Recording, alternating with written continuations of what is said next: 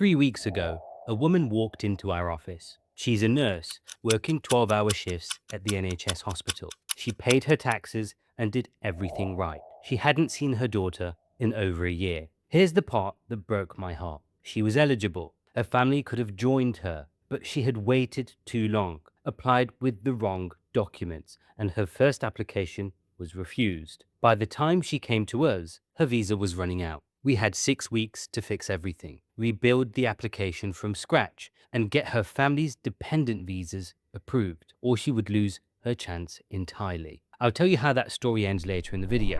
But first, if you are living in the UK right now on a work visa, student visa, or any qualifying visa, and you want your husband, wife, partner, or children to join you, this video is the most important thing you will watch this year. Because the rules have changed, the costs have gone up, and the mistakes that lead to refusals, they're the same ones we see every single time. Today, I'm going to explain the UK dependent visa in plain, simple English so you know exactly what to do, what it costs, and what to avoid.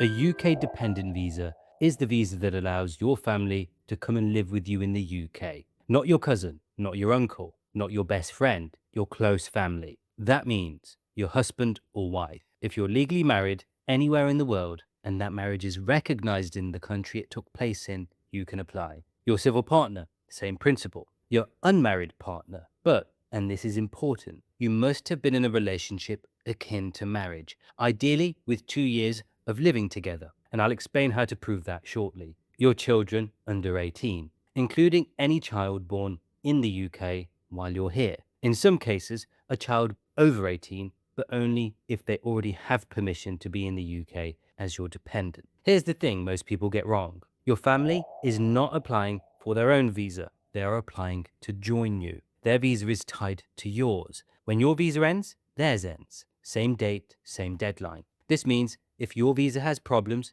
their visa has problems. So you need to get your own situation in order first. Then you can bring your family in. Not every visa in the UK lets you bring your family. Here are the ones that do, along with those that come with restrictions. First of all, the skilled worker visa. This is the most common work visa in the UK. Yes, if you're on a skilled worker visa, your partner and children can usually apply to join you. But if your job title is a care worker or senior care worker, the rules changed in March 2024. If you applied for your visa after that date, you most likely cannot bring your dependents. There are some exceptions. For example, if you were already working in the UK on a skilled worker visa in that role before 11th of March 2024, or if you applied for a child who was born in the UK. But for most new care worker applicants, no dependents. That door has closed. Second of all, the global talent visa. If you've been recognized as a leader or emerging leader in science, engineering, art, or digital technology, your family can join you. The application fee for each dependent is £766, plus the health surcharge. Third of all, the graduate visa. If you finished your UK degree and are on a graduate visa, your partner and children may be able to join you. But starting from January 2027, the graduate visa will be shortened from 2 years to 18 months. If you have a PhD, you still get the 3 years. But for everyone else, the time frame just got shorter. Plan accordingly. And finally, the student visa. This is where everything changed. If you are a student, please do not skip the next section.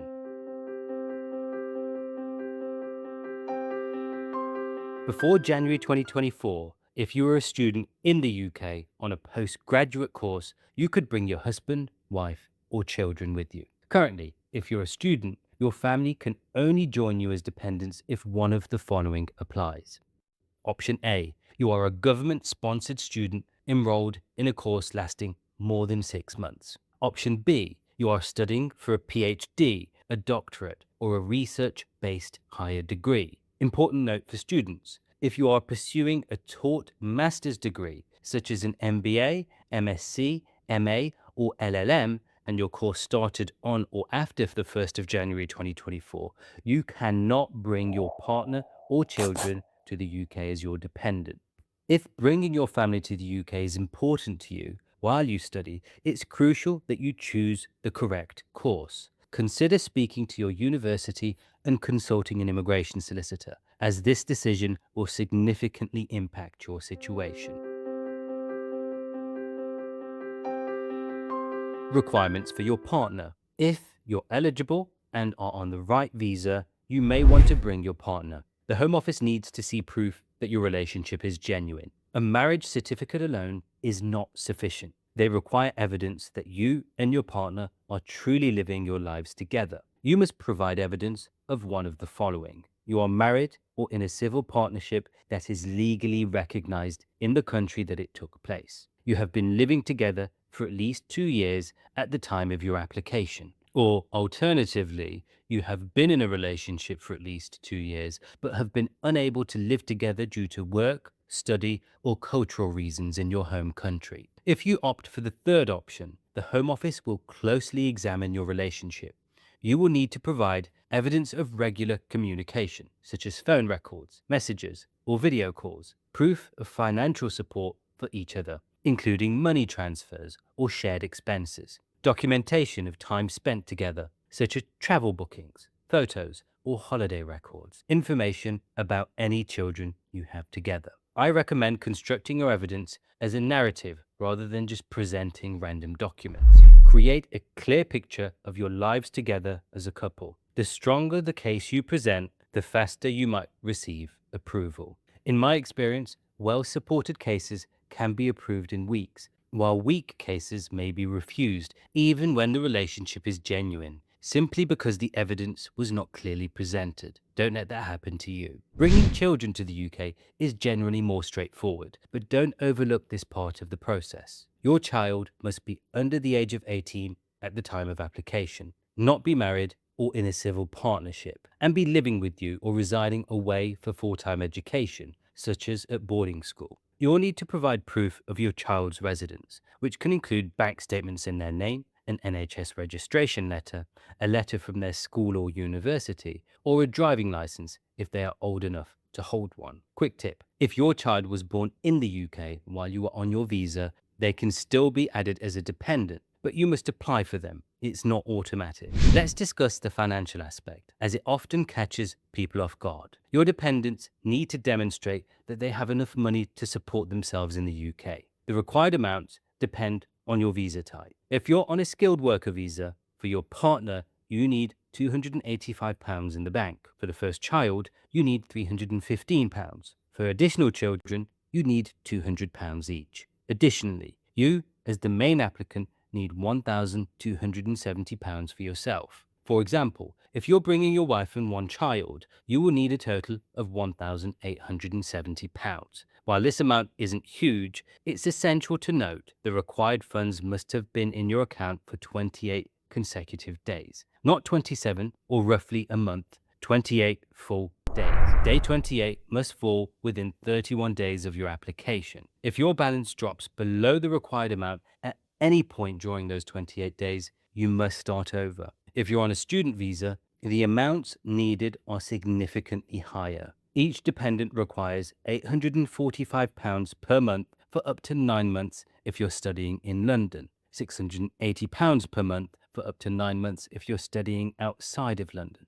To break this down, if you are studying in London and want to bring your partner, they may need to show £7,605 just for maintenance alone, not including your tuition and living costs. If finances are tight, it's wise to plan ahead. Start saving early and consult your university about whether your financial sponsorship covers dependents, as it may not in many cases. Every dependent application has two main costs: the visa fee and the immigration health surcharge.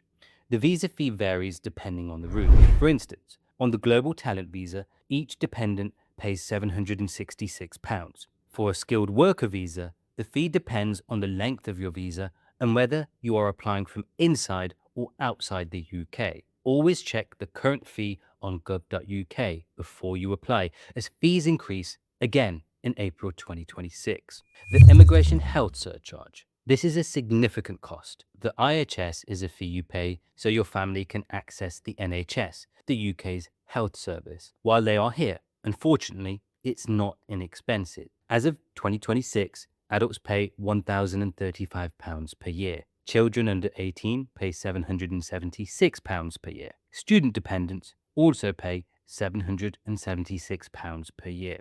If you are on a health and care worker visa, you and your dependents are completely exempt from the IHS fee, meaning you pay nothing. Now that you've checked your eligibility, sorted your finances, and prepared your documents, how do you actually apply? The main visa holder, that's you, submits your application first. Once submitted, you'll receive an application number, known as a GWF number or a UAN. Write it down or take a screenshot, as your family will need this number to connect their applications to yours. You may also receive a family linking code. So, share this code with your partner and children, as it ties all applications together, allowing the Home Office to process them as a family unit. Your wife and child do not go on your application. Each individual must submit their own application and pay their own fee. There are two options to prove their identity. They can either download the UK Immigration ID checking app and scan their passport from home, or they can visit a visa application centre to have their fingerprint and photograph taken in person. They'll need to provide evidence of their relationship, finances, and address, along with any other required documents. All of this should be included in their application. Standard processing times from outside the UK typically take around 12 weeks. If applying from inside the UK, the processing can take up to 8 weeks. If you need a faster decision, priority and super priority services are available at an additional fee. Before I conclude, I want to share 5 common mistakes I see every single week here at Reese Edwards Solicitors. Each one of these mistakes is indeed avoidable. Mistake number 1, not enough relationship evidence. A marriage certificate is a good start, but it's not sufficient. You need to provide bills, bank statements, photos, communication records, and shared financial commitments. The Home Office want to see a complete picture of your life together, not just a single document. Mistake number 2, the money wasn't in the account long enough. Money must be in your account for a consecutive period of 28 days. If you transferred funds into your account just a week before applying, that won't count. Plan this out several months in advance. Mistake number 3 is applying for the wrong visa category. This often leads to application refusals and financial loss. If you're uncertain about your visa eligibility, consult a professional before submitting your application. Mistake number 4, documents not translated. Every document that is not in English or Welsh must be accompanied by a certified translation. Avoid using Google Translate printouts. Instead, ensure you have a proper, professional, certified translation. The Home Office will outright reject untranslated documents. Mistake number 5, inconsistencies between the form and the evidence. If your application form indicates you live at address 1, but your bank statements show a different address, that raises a red flag. Similarly, if the form states that you've been together since 2019, but your evidence only goes back to 2021, that could raise alarm bells. Double check everything twice. Remember the nurse I mentioned at the beginning of this video? She hadn't seen her daughter in over a year. Her application was refused, and she came to our office with just 6 weeks left on her visa. Here's what happened. We sat her down, reviewed her case, and identified where her initial application went wrong. Thin evidence, missing documents, and a financial shortfall that could have been avoided. We rebuilt her application from the ground up, creating a new evidence bundle, preparing proper financial documentation, and crafting a comprehensive relationship history that told the full story, not just a snapshot. We submitted it and we waited. Her husband and her daughter's visa applications were approved. They arrived at Heathrow 3 weeks later, and for the first time in 14 months, she held her daughter in her arms. That's why we do this work. If you're watching this and your family is still waiting, I want you to remember something. The system is complicated, the rules change frequently, and the costs can be high. Yes, it can feel overwhelming, but you don't have to face it alone.